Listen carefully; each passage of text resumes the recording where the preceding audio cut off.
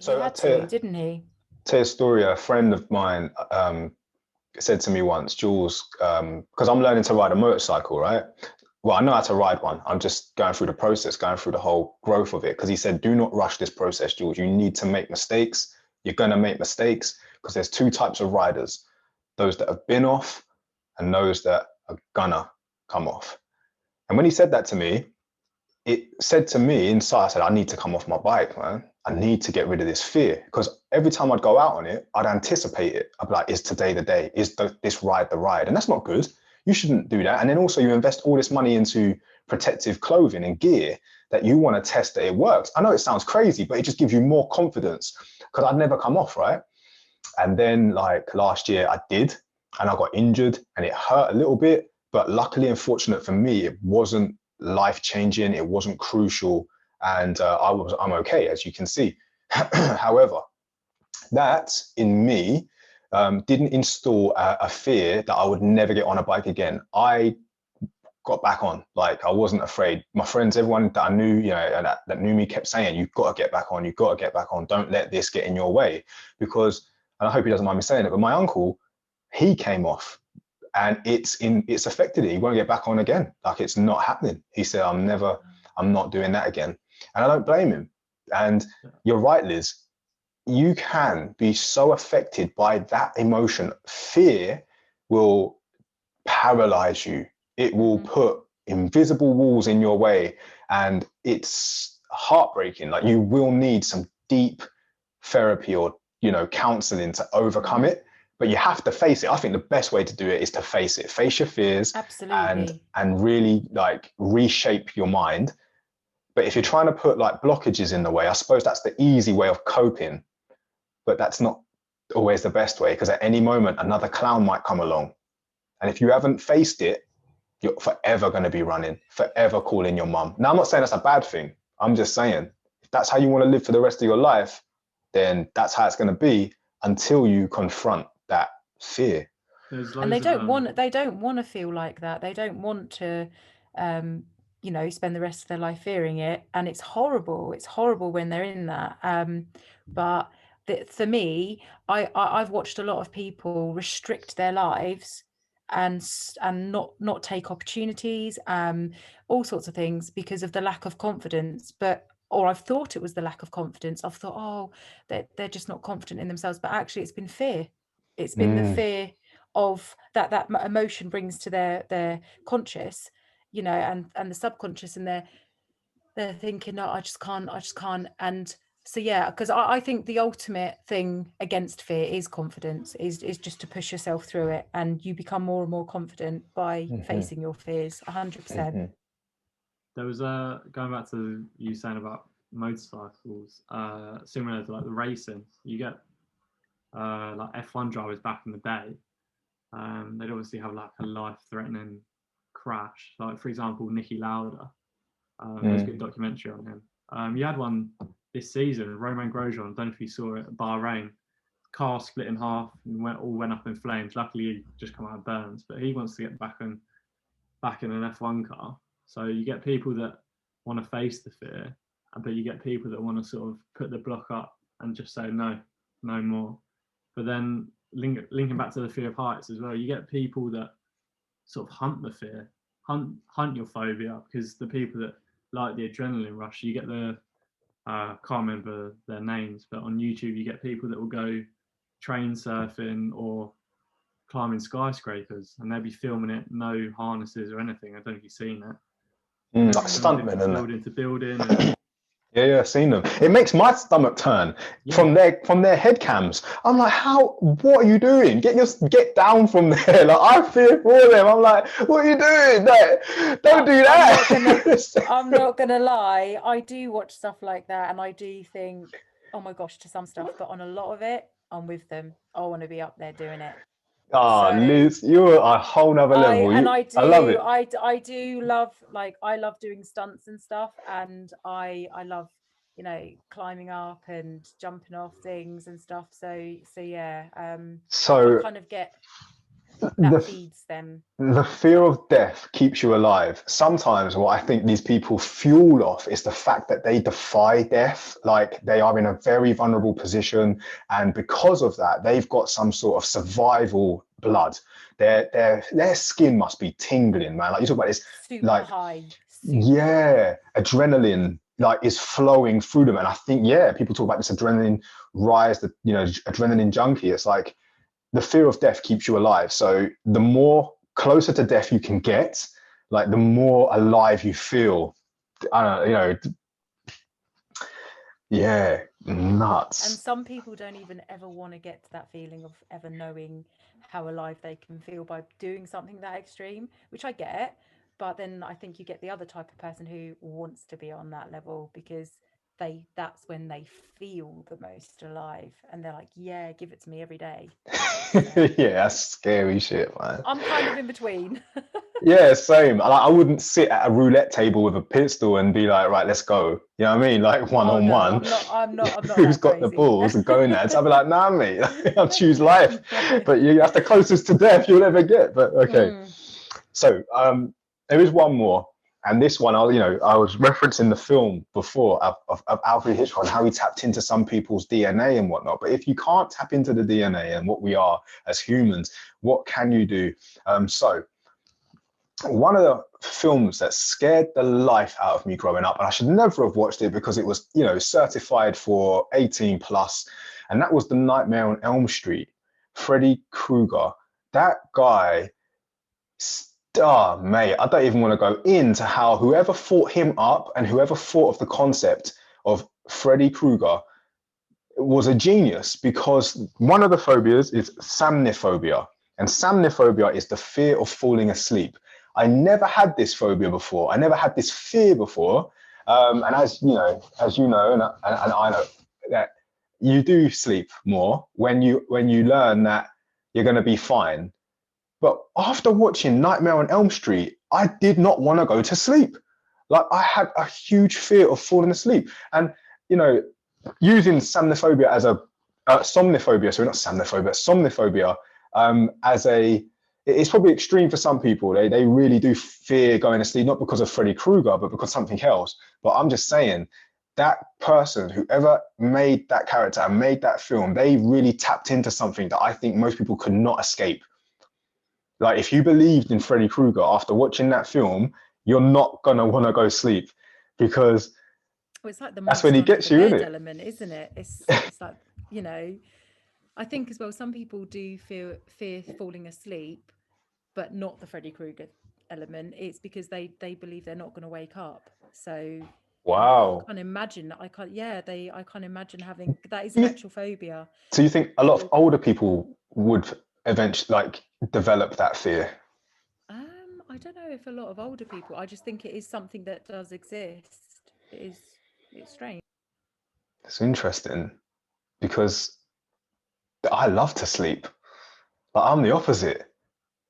I really enjoy sleeping. It's the dream world. It's not that I need escapism, but it's the one time I can enjoy tapping into different realms, because I'm not restricted by the physical human form. Why would someone fear that? Maybe they do fear that because they don't want that. They just know that they think this is the reality. I'd much rather be here than be in my dream state, because dream states, unless you can lucid dream. Pardon me, if you're a lucid dreamer, that means you're partly in control of the dream. You can do anything you want. You can soar the sky without wings, depths of the ocean, pass through walls. It's great. I love lucid dreaming, especially when I've got something trying to get me in the dream. So they say dreams are like your subconscious come into the conscious through your dream state. And the power of lucid dreaming is that you can overcome the problem in your dreams. It's almost like therapy. It's almost like you're doing your own kind of like a form cleansing. Of hypnosis, isn't it? Yeah. So if the monster in the dream defeats you, it can possibly present itself in the outside world. Whereas if you are in the dream facing this monster saying no, I've done it in the past. I've been faced by something threatening in my dream, and because I was in a lucid state, I don't know how I did it, but I managed to shrink it and I grew. So it shrunk and I grew, and I overcame it in the dream. And I don't know what that represented in life, or whatever, but I just remember it very, very, very, very. It's now part. I remember that dream so much. I loved it. It was the best dream of my life. Because I felt like a victor. Yeah, but I was like a victor. I was like, yes. I don't know what it represented in my life. Could have been anything, you know.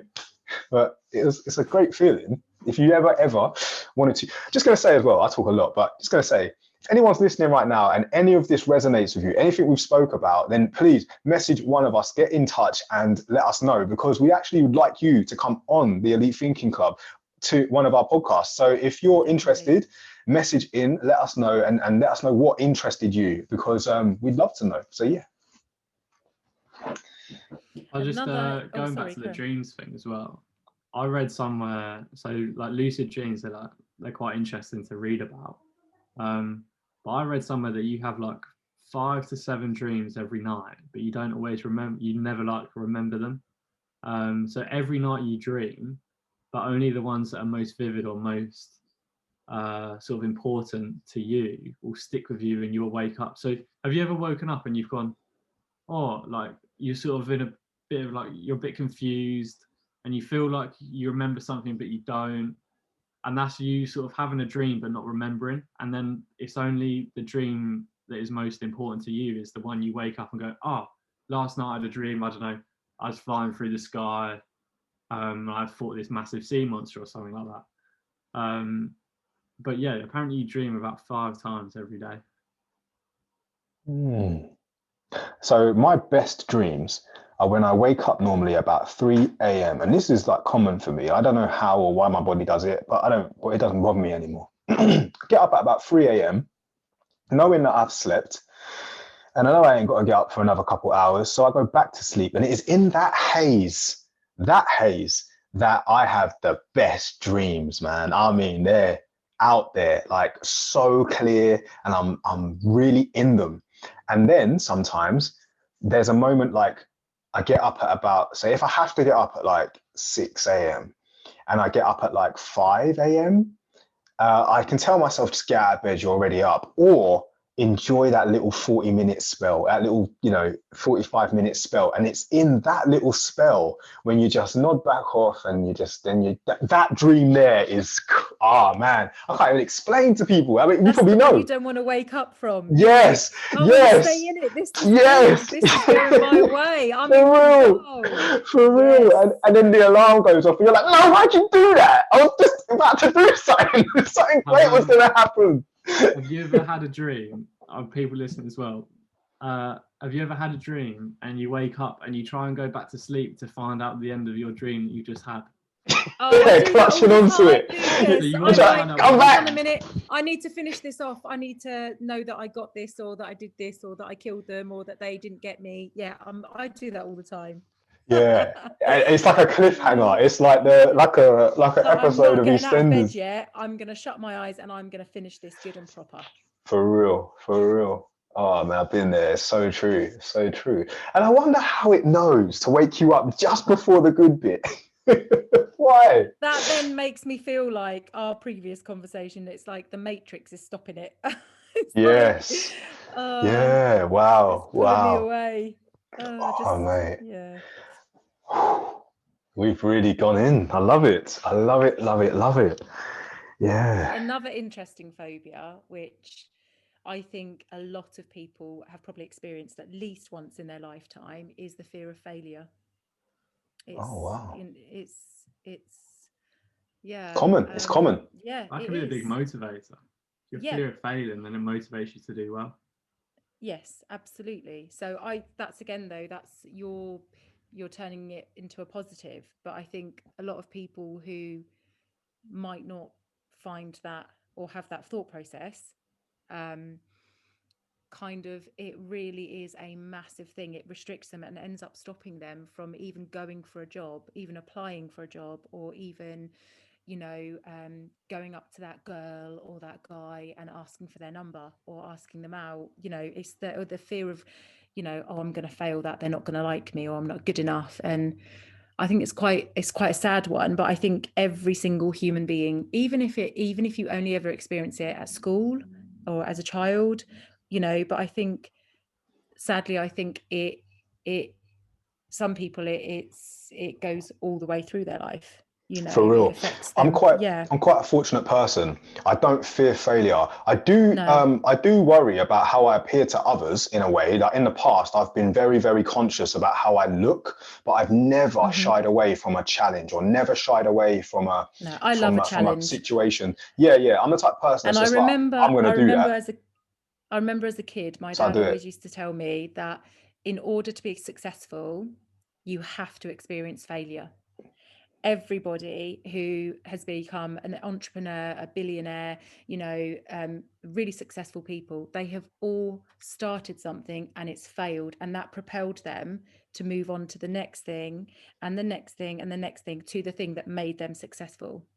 So I want to, sorry, Liz, I'm gonna add on to that. Literally, like you guys know that I'm a Marvel fan, and yeah, one of my favorite characters. I ain't gonna say he's like my favorite, but one of my favorite characters, Tony Stark, is a great example of failure doing well. Like he is the pinnacle of what, like, everyone sees the top of the iceberg, but they don't see beneath the iceberg, like all of the hard work that goes into it. So the reason why Tony Stark is most probably the best Avenger is because he fails so much. But people don't see the failure. They see the suit of armor and they see him do all these wins. But you need to see how those moments in his life shape him to make the final suit, which is nanotech, unbelievable. I mean, good enough to face Thanos, like one-on-one, head-to-head. I mean, only gods can do that, and he's a man. Do you understand? So how has that process developed? And it's because of failure. When he was in the cave, he had to literally die or fight, and he fought, and he created a suit that could help him escape. And then from that suit, he learned what that suit needed. So he tried it, tested it. Yeah, it got him out the cave, but that's not going to be enough to defeat the next opponent. And that next opponent was, is it Whiplash, the guy with the electric whips that sees him on the race car court? And he whips him. Yeah, he whips him up. And when he, no, it's not him. The other guy, the guy that tries to mimic the suit. And he defeats him because what he does is he flies into space. And when he flies into space, he wants to see how high he can go, altitude. The suit freezes. It gets cold. So because of that failure, Tony starts plummeting back to Earth. Iron Man plummeting back to Earth. And when he goes back, guess what he does? He learns from his failure and he creates a suit that can take that sort of climate. It can take the cold. So that's how he defeats that opponent. Next one, Whiplash. He uses electric voltage whips, gets him tied up. And now Tony's suffering. He's like, my suit can't take the volts. So he fails in that sense. But then the next time he comes back, he now has a suit and he faces Thor. When him and Thor go head to head and Thor throws electricity at him, literally thunder, like lightning, gives him lightning, Tony's suit absorbs the lightning. And he's like, check this out. And he's got like 200 power now, like twice as much power. And yeah, anyway, you'll see throughout the whole process of Marvel, of the Iron Man evolution, if you will, it's all those fails that made him get better. And I just wanted to say, building. I just wanted to say, legit, add it on to what you were saying. I see failure as character building. I think, I can't remember who it was. I think it's Muhammad Ali. And he said, it doesn't matter how many times you get knocked down. It matters how many times you get back up. Absolutely. 100%. Yeah, definitely. That's what it's all about. It's the test of character, isn't it? Mm-hmm. Like, are you the type to stay down or do you rise? Yeah, and you've got to try it as well. Yeah, I think a lot of people want to do things and get it right first time. I used to feel that way. I've put a lot of pressure on myself. I think we're conditioned as well to feel that a little bit with like tests and things at school. I think it does start at a very young age. You know, that means we're bad. Oh, that means we're rubbish. No, you just got to try again. You just got to try again. You know? And that's another thing with young people. Like, they're taught to see the failures as a bad thing. It goes back to the thing with where you said about the conscious and subconscious, and we're programmed to think negatively. So we see the failure as a major negative. Like, for example, there could be two types of mindset in a young person. let's say you do a test of 10 questions and you get 7 right and 3 wrong. If you don't teach the child to see it as I got 7 right, then they're always going to be in a state where they think, oh man, I got 3 wrong. Yeah. So you got absolutely. Do you get what I mean? Like you got to have this. You got to have this. I don't know, mindset shift to see the optimism, see the positive, see the. You know what I mean? Be optimistic, because it's like, yes, I got 7 right. Like I'm smashing it. I actually got 7 right. I got more than average right. I got more than half right, and congratulate that. You know, rather than man. I did an assignment. I had to hand in one of my law assignments about a month ago, and I told myself, I was like, right, I'll be happy if I get at least 70%. And then I thought, oh, hold on, should I say 60%? I was like, no, I'll be happy if I get at least 70%. I got 94%. And I was like, oh my, I was like, no, this can't be right. I was over the moon, because I had kind of lowered my own expectation, and I told myself, it's all right, it's all right. I you know, I'll be happy with myself if I get at least 70%. And then when I got way over that, I was so happy. So I try and look at it. I think we put a lot of pressure on ourselves, but also I do think it's the way we look at it, the mindset. Definitely. Love that. I love that. And congratulations, Liz, by the way, on that. Oh, thank you. Right, guys. If anything we've talked about on tonight's session is resonating with you, then definitely please do get in touch with us. All of our links are somewhere on this page. And yeah, just let us know. And if you would like to join us, then you are more than welcome. You can contact us and let us know what it is that interests you, or what episode you saw that made you have that moment, that light bulb moment, or something that you can reflect on your life, because we definitely would love to have you on a show. So I'm gonna have to call it there, guys. And I want to say thank you for, being part of it. So from me and everybody else in the Elite Thinking Club, everyone everywhere, peace and love.